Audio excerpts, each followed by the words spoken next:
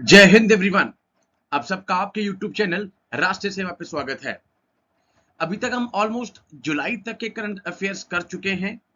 आज हम अगस्त के करंट अफेयर्स करेंगे, वो भी पहले 15 दिन के 1 to 15।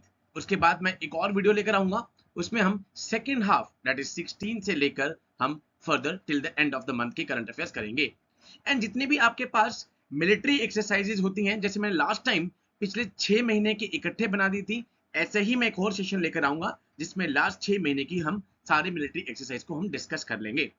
बिकॉज अब नए साल पे पहला पेपर आएगा आपके पास एफकैट का almost in the month of February, and उसके बाद अप्रैल में आपके पास एनडीए और सीडीएस के एग्जामिनेशन आएंगे।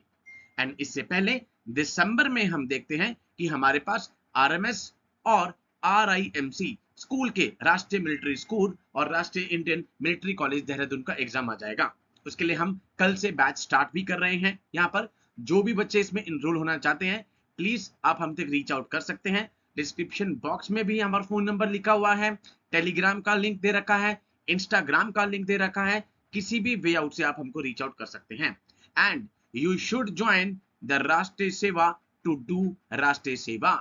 राष्ट्रीय सेवा को आपको ज्वाइन करना है अगर आप राष्ट्रीय सेवा करना चाहते हैं। ओके, आज हम डिस्कस करेंगे करंट अफेयर्स पहले 15 दिन के, यहाँ पर वो भी important current affairs UPSC perspective से। बिकॉज जो भी एफकैट के लिए करंट अफेयर्स हैं वो हम बिल्कुल पास में ही लेकर आएंगे यहाँ पर ऑलमोस्ट दिसंबर में, सो दैट बिकॉज एफकैट की जो स्ट्रैटेजी है वो बिल्कुल ही अलग है। उसमें जो करंट अफेयर्स हैं वो भी बिल्कुल वन लाइनर आते हैं, आप कह सकते हैं। तो उसको हम तब डिस्कस करेंगे। अभी हम यूपीएससी पर्सपेक्टिव से एनडीए, सीडीएस, सीएपीएफ के तरीके से इसको पढ़ेंगे। Number 1 news, National Programme for Dairy Development. ये न्यूज थी, एक स्कीम का नाम है जो कि उसका बेसिक एम क्या है, क्वालिटी ऑफ मिल्क को एनहांस करना और मिल्क रिलेटेड प्रोडक्ट्स जितने भी हैं उनकी क्वालिटी को एनहांस करना। डन। अब यहां पर आपके लिए पहली चीज निकल कर आती है स्कीम। ओके, यूपीएससी आपसे डायरेक्ट स्कीम पूछ सकती है कि भाई इसके क्या कंपोनेंट्स हैं। इसके दो कंपोनेंट्स हैं। कंपोनेंट ए जो कि फोकस कर रहा है towards creating infrastructure for quality milk testing equipment as well as the chilling facilities for the state cooperative dairy federation. उन सब के लिए फैसिलिटीज अवेलेबल करवा रहा है।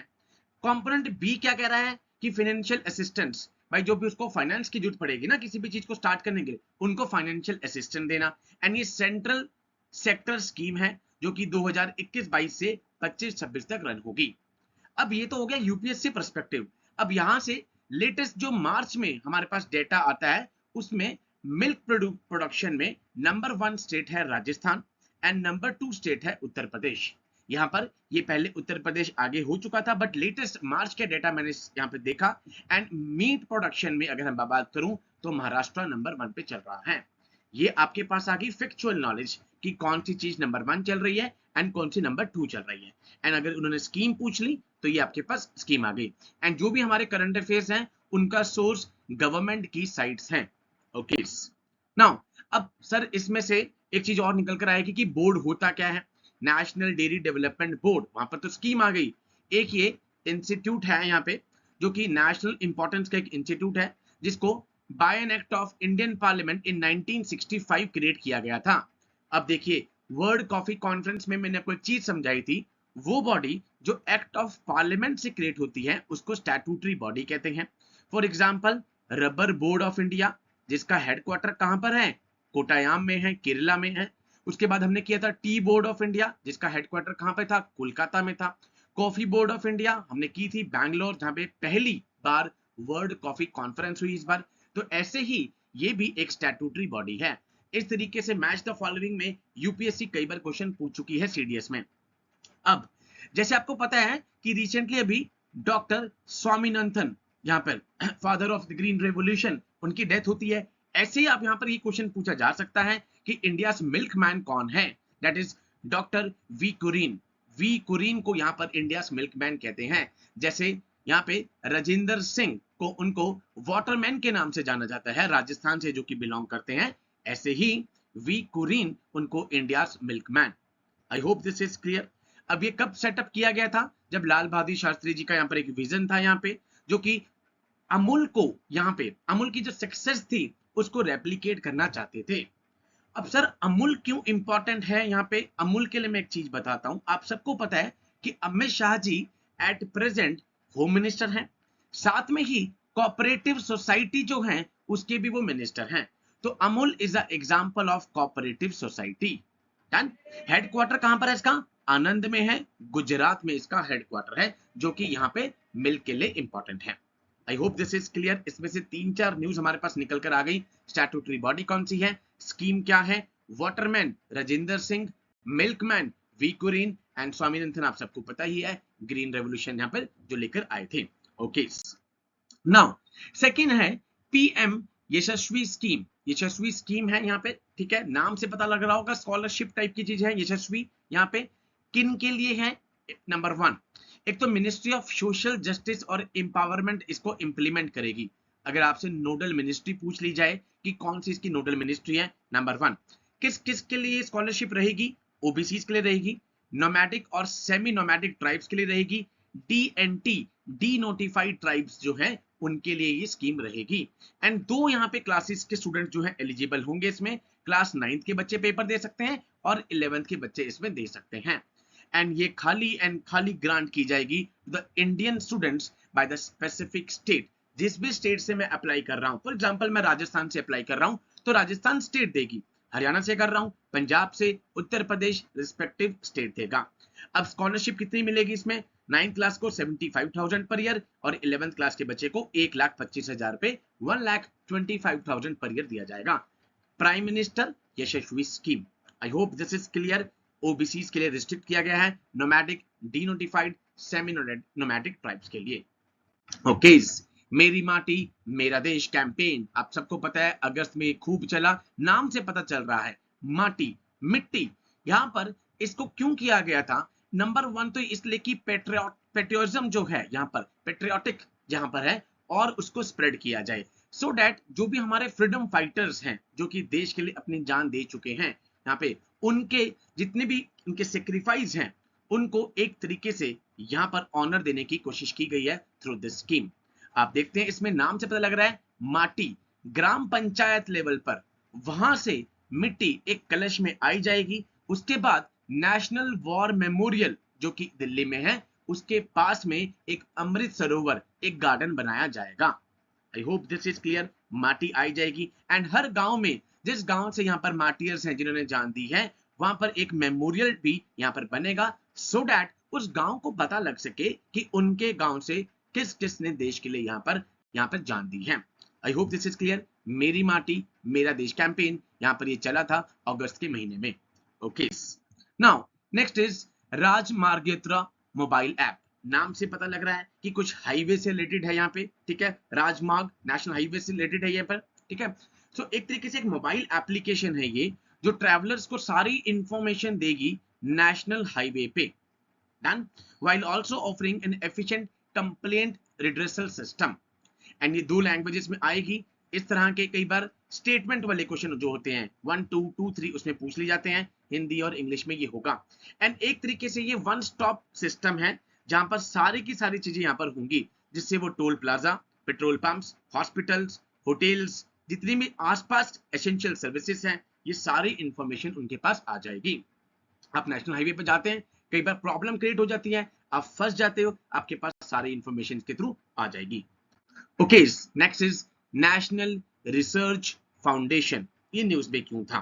ठीक है, नाम से पता लग रहा है कुछ साइंटिफिक चीजें हैं एजुकेशन से। एनआरएफ एक एपेक्स बॉडी है यहाँ पर in the direction of scientific research as per the recommendation of NEP national education policy. यहां से इंपॉर्टेंट क्या चीज है? नंबर 1 एजुकेशन कंकरेंट लिस्ट में है। शेड्यूल नंबर 7 में 3 तरह की लिस्ट आती हैं, union, state and the concurrent. Union जिसके ऊपर यूनियन लॉ बनाएगा, स्टेट जिसके ऊपर स्टेट गवर्नमेंट लॉ बनाएगी, कंकरेंट जिसके ऊपर दोनों बना सकते हैं, यूनियन और state. Education falls under the concurrent list, that means दोनों बना सकते हैं। आपने देखा कि यहां पर जब union government national education policy लेकर आती है, उसके बाद तमिलनाडु गवर्नमेंट इससे खुश नहीं थी, उन्होंने कहा हम खुद की एक यहाँ पर एक एजुकेशन पॉलिसी लेकर आएंगे। अब तमिलनाडु क्यों ला सका उस चीज को? बिकॉज ये कॉन्करेंट लिस्ट में फॉल कर रहा है, दोनों के पास यहाँ पर पावर है। अब ये कौन इसको एडमिनिस्टर करेगा? डिपार्टमेंट है DST, department of science and technology. Ex officio president कौन होंगे इस बोर्ड के? प्राइम मिनिस्टर होंगे। एक्स ऑफिशियो वाइस प्रेसिडेंट कौन होंगे? साइंस एंड टेक के मिनिस्टर और एजुकेशन मिनिस्टर होंगे। अब एक्स ऑफिशियो का सर मतलब क्या है? By virtue of its office, प्रधानमंत्री होने के कारण उनको इस बोर्ड का प्रेसिडेंट बनाया जा रहा है। जैसे कि राज्यसभा के जो चेयरमैन हैं वो कौन होते हैं? वाइस प्रेसिडेंट, जिनको कहा जाता है एक्स ऑफिशियो चेयरमैन। भाई ऑफिस ऑफिस के कारण उनको चेयरमैन बनाया जा रहा है। That is why the prime minister is ex officio president. Okay, अब इसमें सर बोर्ड जो है आपने बताया, वो बोर्ड क्या है? Science and engineering research board. अब ये भी अपने आप में स्टैट्यूटरी बॉडी है। स्टैट्यूटरी बॉडी मतलब स्टैट्यूट से बनी है। स्टैट्यूट का मतलब क्या है? एक्ट ऑफ पार्लियामेंट से बनी है। एंड बेसिक मैंडेट क्या होगा? जितनी भी साइंस और इंजीनियरिंग की यहाँ पर इमर्जिंग एरियाज हैं। एंड किसके अंदर ये फॉल कर रहा है, फंक्शन करेगा? DST, department of science and technology. I hope this is clear. अब तो आपको स्टैट्यूटरी बॉडी अच्छे से याद हो गई होगी। Case next is BIS। UPSC पहले इस पे क्वेश्चन पूछ चुकी है। ब्यूरो ऑफ इंडियन स्टैंडर्ड्स क्या होता है? यहां पर भी दोबारा आपके पास आ गया। It is a statutory body, first fact. Second, nodal ministry कौन सी होगी? कंज्यूमर अफेयर्स और फूड एंड पब्लिक डिस्ट्रीब्यूशन। अब इस तरह के क्वेश्चन पता है कैसे आते हैं? जैसे यूपीएससी ने प्रीलिम्स में कई बार ये भी पूछा है ISO मार्क्स। आपको पता है ये मार्क्स होते हैं, अलग अलग होते हैं यहाँ पर। तो यहाँ पर मार्क्स भी मैच द फॉलोइंग में पहले यूपीएससी पूछ चुकी है। इसीलिए जितने भी मैं ये करंट अफेयर्स के सेशन ला रहा हूं, ये यूपीएससी ओरिएंटेड लेकर आ रहा हूं, बिकॉज एफकेट के लिए हम एक महीने पहले बिल्कुल स्टैटिक पार्ट को डिस्कस कर लेंगे। अब आप देखिए कौन कौन से इसका काम क्या है BIS का। प्रोडक्ट की सर्टिफिकेशन, ISI मार्क। आपने देखा होगा बहुत सारी एड्स भी आती हैं कि भाई ISI मार्क है कि नहीं है। आपका हेलमेट है भाई, ISI मार्क है कि नहीं है। ठीक है, हॉल मार्किंग गोल्ड सिल्वर। आपने देखा यहाँ पर अमिताभ बच्चन जी एड भी देती हैं इसकी। ठीक है, laboratory service for the benefit of industry and intern aiming at consumer protection. Main M क्या होता है इन सारी चीजों का? भाई कंज्यूमर खुश हो, कंज्यूमर प्रोटेक्शन, उसको कोई गलत चीज ना चली जाए। तो BIS again a statutory body. Okay, next is Theppakadu elephant camp. Theppakadu elephant camp यहाँ पर न्यूज में था। ये एशिया का one of the oldest elephant camps है, जो कि मुद्दुमलाई टाइगर रिजर्व में यहाँ पर फॉल कर रहा है। टाइगर रिजर्व न्यूज में है एट प्रेजेंट। आप सबको मैंने पढ़ाया था project tiger, 1 April 1973। And Durgavati tiger reserve, 54th tiger reserve अभी मध्य प्रदेश में आ गया है। कब स्टैब्लिश हुआ ये? 1972 में। एंड कौन सी रिवर यहाँ पर आ रही है? मोयार रिवर यहाँ पर फॉल कर रही है।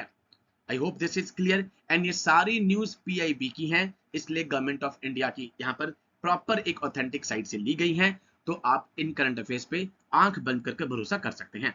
ओके, तो अब एलिफेंट कैंप्स के बारे में अलग से डिस्कस भी करता हूं कि एलिफेंट रिजर्व्स के बारे में इस न्यूज में आपको ये पता हो उसकी लोकेशन क्या है। टाइगर रिजर्व मैंने बता दिया, लेटेस्ट टाइगर रिजर्व आ गया है 54th tiger reserve, that is Durgavati tiger reserve in Madhya Pradesh. And Madhya Pradesh में 7वां टाइगर रिजर्व वो आया है। एंड वीडियोस ऑलरेडी तीन वीडियोस बन चुकी हैं अब तो, बिकॉज बिहार में भी अभी लेटेस्टली उन्होंने कहा है कि कैमूर वाइल्ड लाइफ सेंचुरी को टाइगर रिजर्व में अपग्रेड कर दिया जाएगा इस साल के एंड तक या 2024 के स्टार्टिंग में। तो उस सारे सेशंस में मैंने समझाया हुआ है किस तरीके से स्टेट गवर्नमेंट नए टाइगर रिजर्व को नोटिफाई करती है, किस तरीके से डी नोटिफाई करता है, सब कुछ उसमें डिस्कस किया हुआ है। Next is project Devika. Project Devika यहाँ पे नाम से पता लग रहा है, ठीक है, देवी समथिंग, कुछ ना कुछ तो यहाँ पर सीक्रेट चीज होगी। अब ये क्या है? जैसे नमामि गंगा प्रोजेक्ट चल रहा है, उसी लाइंस पर इस प्रोजेक्ट को लाया गया है यहाँ पे। एंड ये किसका पार्ट है? National river conservation initiative, NRCP का ये एक क्या है? पार्ट है। आपसे स्टेटमेंट वाले क्वेश्चन में पूछा जा सकता है यहाँ पे।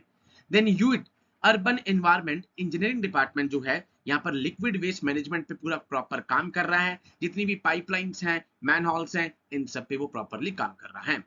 इंपॉर्टेंट आता है कि सर ये देविका, ये खुद क्या है?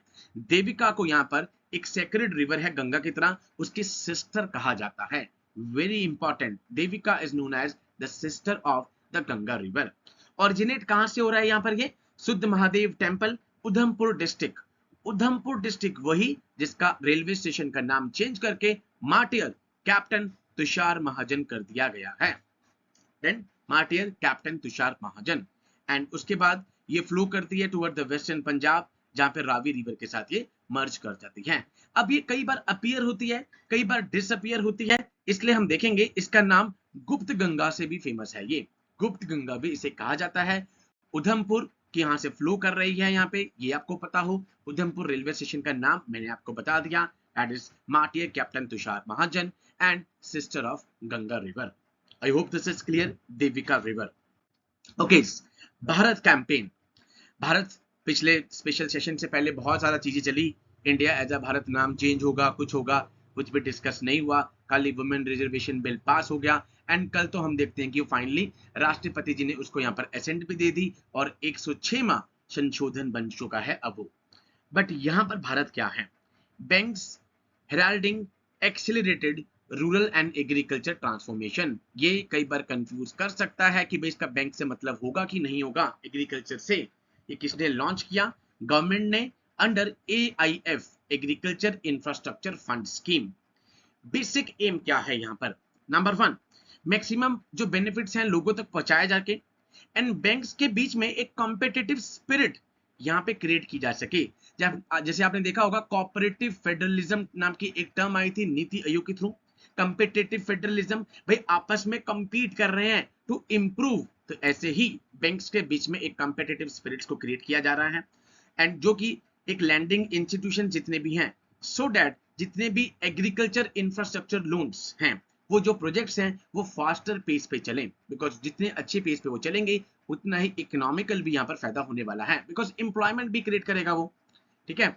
अब मिनिस्ट्री ऑफ जो एग्रीकल्चर एंड फार्मर्स हैं उन्होंने ये AIF को यहाँ पर सेट किया है एंड सभी इंडिविजुअल बैंक्स के लिए भी एक टारगेट सेट कर दिया है। उनके क्लाइंटेल, जितने भी क्लाइंट्स उनके पास आते हैं, जितनी भी उनकी रीच है, किसकी जोग्राफिकल रीच कितनी है उनकी, उसके बेस पे उनके लिए टारगेट सेट कर दिए हैं।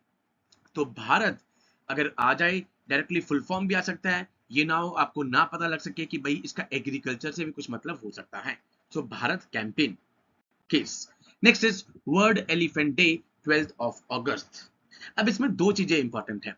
नंबर 1 तो आपके पास ये हो गया कि कब ये को फाउंड हुआ, 2012 में by Canadian Patricia Sims and elephant reintroduction foundation Thailand. Number 1 तो न्यूज ये इंपॉर्टेंट हो गई।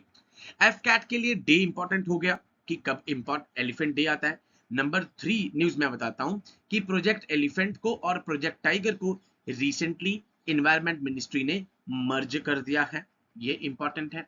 Number 4 at present 33 elephant reserves India में है। लेटेस्ट जो था वो था तेराई एलिफेंट रिजर्व जो कि उत्तर प्रदेश में फॉल कर रहा है एंड इस बार की थीम क्या थी? Ending the illegal wild life trade. ये 4 से 5 चीजें आपके पास इंपॉर्टेंट है एग्जाम पॉइंट ऑफ व्यू से। थीम्स वाला क्वेश्चन पक्का पेपर में पूछा जाता है कि इस बार की थीम क्या रखी गई है। आई hope this is clear. 33 elephant reserves. नमो 108। इस न्यूज में हम पूरी में नहीं जाएंगे। यहाँ पे आपसे एक क्वेश्चन इसमें पूछा जा सकता है कि है क्या नमो 108 is recently is in news, it is connected with which of the following fields, ऐसे क्वेश्चन पूछा जा सकता है। साइंस मिनिस्टर ने यहाँ पे एक वैरायटी है लोटस की, उसको इंट्रोड्यूस किया है नमो 108। आई होप दिस इज क्लियर। यहाँ पे इसको जैसे इतना पता हो कि एक वैरायटी है लोटस की ये। Okay, exercise bright star 23। Although हम सारी एक्सरसाइज को इकट्ठे भी करेंगे भी, ठीक है, बट इसको भी हम कर लेते हैं, इंपॉर्टेंट है। इंडियन आर्मी कॉन्टिजेंट ने यहाँ पे डिपार्ट किया for the exercise bright star 23। कहां पर कंडक्ट हो रही है? इजिप्ट में। इजिप्ट आपको इंपॉर्टेंट पता है, इस बार 2023 में जो चीफ गेस्ट आए थे रिपब्लिक डे की परेड पे, वो इजिप्ट से थे यहाँ पे, ठीक है। अगली बार यहाँ पे सरकार ने कह दिया है कि मे बी क्वाड के लीडर्स को बुलाया जाए। क्वाड का मतलब क्या है? India, Australia, Japan, USA। ये हो सकता है कि इन लीडर्स को बुलाया जाए। अब ये एक्सरसाइज है क्या? ये ट्राई सर्विस, तीनों सर्विसेज की joint military tri services joint military exercise है यहाँ पे, जिसको लेड कौन कर रहा है? US and the Egypt army, US का CENTCOM and the Egyptian army. Okay, ये सबसे पहले कब स्टार्ट हुई? It was initially conceptualised as bilateral biennial मतलब 2 साल में ट्रेनिंग एक्सरसाइज US और इजिप्ट के बीच में during Camp David Accord of 1977। ये कैंप डेविड अकॉर्ड क्या है, इसको भी हम डिस्कस करते हैं। सबसे पहला एडिशन 1980 में इजिप्ट में हुआ, उसके बाद ही धीरे धीरे करके एक्सपेंड होना स्टार्ट हो गया। आई hope this is clear. Indian army इस बार इसमें पार्टिसिपेट कर रही है। ओके नाउ, ये जो कैंप डेविड अकॉर्ड था, ये आपको मैं बता देता हूं कि एक पीस ट्रीटी थी, कंक्लूड की गई थी इजराइल और इजिप्ट में 1979 में। This is important. ये कैंप डेविड अकॉर्ड, ये आपके लिए इंपॉर्टेंट है। आई hope this is clear. Okay, इसमें कितनी कंट्रीज इस बार आ रही हैं? 34 कंट्रीज इस बार पार्टिसिपेट करेंगी। एंड ये लार्जेस्ट ज्वाइंट मिलिट्री एक्सरसाइज है मिडिल ईस्ट की और नॉर्थ अफ्रीका रीजन की। अब ये आपसे 1 2 2 3 इनमें पूछा जा सकता है। Largest ever joint military exercise पहली बार हो रहा है कि Indian armed forces are participating in this with a total strength of 549 personnel. 549 personnel के साथ ये यहाँ पर जा रहे हैं। ये क्वेश्चन सबसे इंपॉर्टेंट है कि इंडियन आर्मी को कौन यहाँ पर कॉन्टिजेंट जाएगा? 23 जाट बटालियन। 23 जाट बटालियन यहाँ पर जाएगी। डन, जाट बटालियन कह दीजिए, जाट बटालियन कह दीजिए, ठीक है, जो भी आप कहते हैं, ठीक है। तो इंडियन आर्मी को रिप्रेजेंट ये करेगी। जैसे क्वेश्चन जैसे हमने किया था 14 जुलाई, that is an France day, French revolution, तब हमने किया था कि पंजाब रेजिमेंट वहां पर गई थी, ठीक है। इस तरह के क्वेश्चन डिफेंस वाले एग्जाम से पूछे जा सकते हैं कि कौन रिप्रेजेंट कर रहा है। ओके, मालाबार एक्सरसाइज बहुत इंपॉर्टेंट एक्सरसाइज है। मालाबार कोस्ट भी है हमारे पास, ठीक है।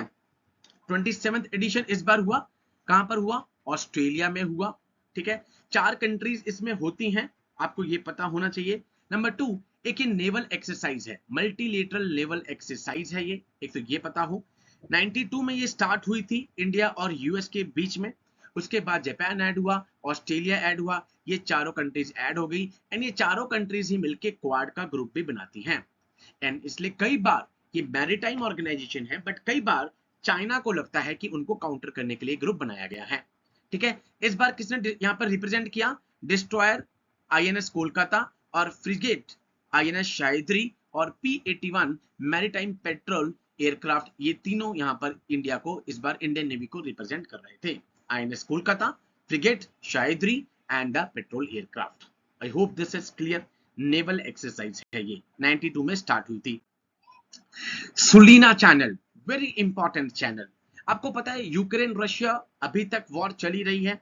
रशिया ने जैसे ही थ्रेटन किया यहाँ पे शिप्स को ब्लैक सी में, तो रोमानियन रूट, एक और रोमानियन रूट जो है सुलीना चैनल, वो एक लाइफलाइन के तौर पे यहाँ पर आ गया है। यूक्रेन ग्रेन एक्सपोर्ट्स, आपको पता है यूक्रेन से मैक्सिमम ग्रेन एक्सपोर्ट्स होते हैं, यहाँ पे उनको लाइफलाइन के तौर पे ये आ गया है।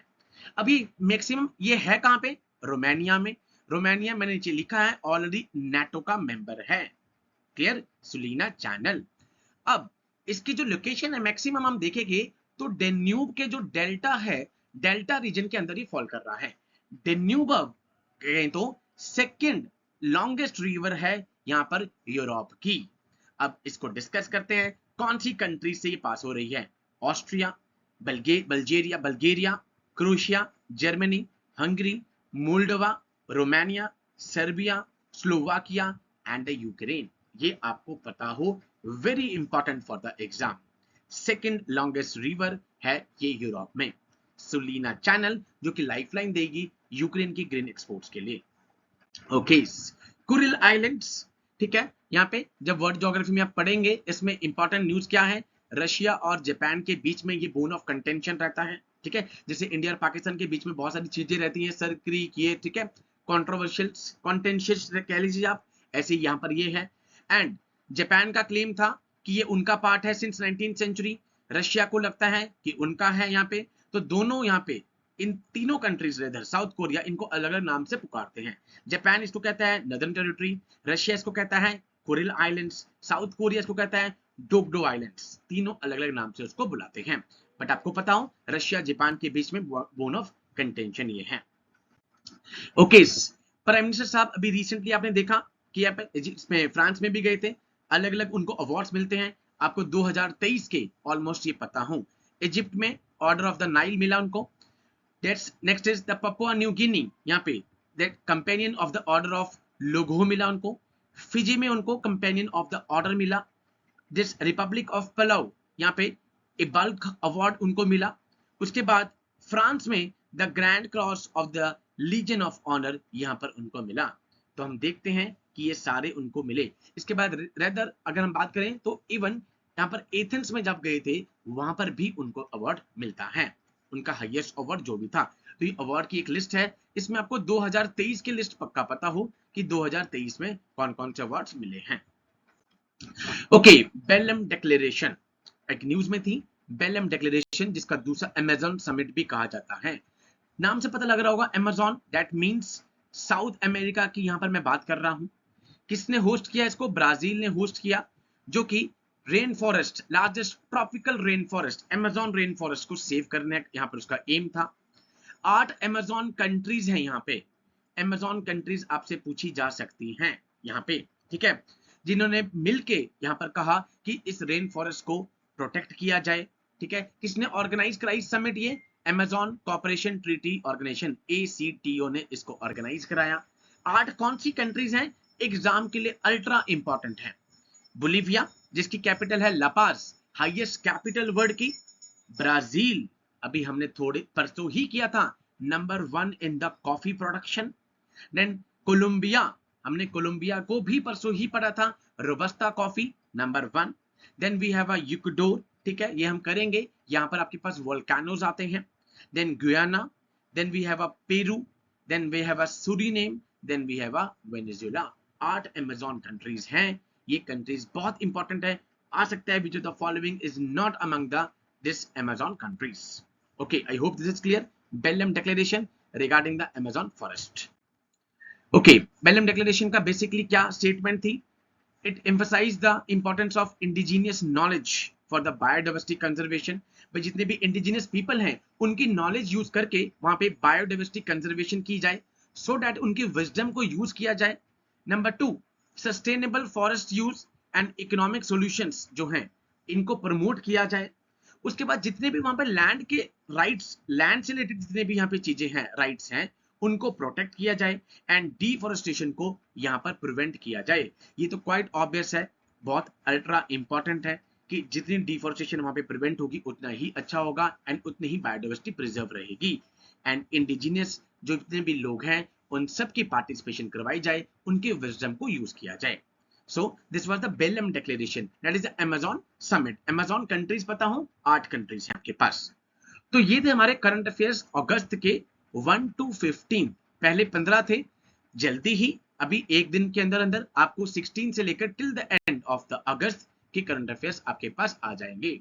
एंड उसके बाद हम सितंबर के करंट अफेयर्स को डिस्कस करेंगे, ऐसे ही 2 वीडियोस में, 1 to 15, 1 to 15।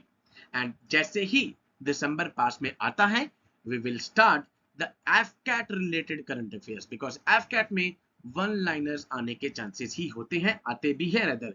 बट एनडीए का एग्जाम ले लीजिए आप, यहाँ पे सीडीएस का ले लीजिए, सीएपीएफ का ले लीजिए, आपको यहाँ पर यूपीएससी लेवल के क्वेश्चन देखने को मिलेंगे। इसलिए यहाँ पर जितने भी मैं ये 15-15 दिन के या फुल मंथ के करंट अफेयर्स लेकर आता हूँ, यहाँ पर मैं थोड़े से करंट अफेयर्स यूपीएससी ओरिएंटेड, जो कि डिफेंस के, not to the civil service, to the defence related हम इस पे लेकर आते हैं। So with these words, I conclude my today's session. Jai Hind to all. Take care.